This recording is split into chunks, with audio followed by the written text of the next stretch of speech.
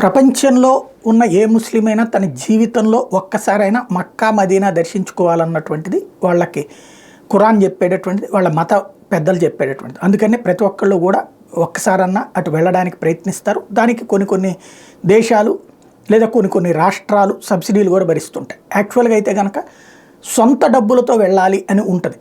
కానీ ఇక్కడ ప్రభుత్వాలు వీళ్ళు వెళ్ళలేరు కాబట్టి సాయం చేస్తున్నాం అంటే ఈవెన్ ముస్లింలు ఆ సాయం తీసుకుని అది మా డబ్బులే కదా, మేము పన్నులు కట్టే రూపంలోనే అని మత పెద్దలు చెప్పన్నారు కాబట్టి ఆ రూట్లోనే ఆలోచించి తీసుకుంటారు, వెళ్తారు, దర్శనం చేసుకుంటూ వస్తుంటారు.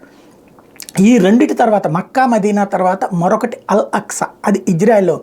ఆ అల్ అక్సా అనేటువంటిది టెంపుల్ మౌంట్ అనేటువంటి ఒకనాటి ఇజ్రాయెల్కి సంబంధించినటువంటి యూదుల దేవుడు, అది కూల్చి అల్ అక్సా కట్టారు అన్నటువంటిది వాళ్ళు గట్టిగా విశ్వసించేటువంటిది.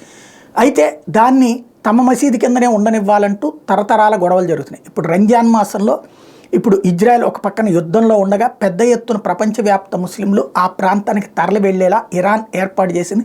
అరబ్ దేశాలు తోడు నిలబడ్డాయి. ఇప్పుడు అక్కడికి వెళ్ళిన వాళ్ళు అక్కడ యాంటీ ఇజ్రాయెల్ స్లోగన్స్ పెద్ద ఎత్తున వివాదాలు సృష్టిస్తున్నారు. వాళ్ళని ఇప్పుడు మీరు ప్రార్థనలు చేసుకోండి వెళ్ళిపోండి, కానీ మా దేశానికి వ్యతిరేకంగా ఇక్కడ వద్దు అన్నప్పుడు మధ్యలో ఎవడో కెలుకుతాడు. దాంతో రచ్చ నడుస్తుంది. తాజాగా చివరికి అల్ అక్సా మసీదులో ప్రార్థన చేయడానికి వచ్చిన వాళ్ళ మీదన దాడులు చేసింది ఇజ్రాయెల్ సైన్యం. బాష్పవాయు ప్రయోగం చేసి అదుపులోకి తెచ్చే ప్రయత్నం చేసింది.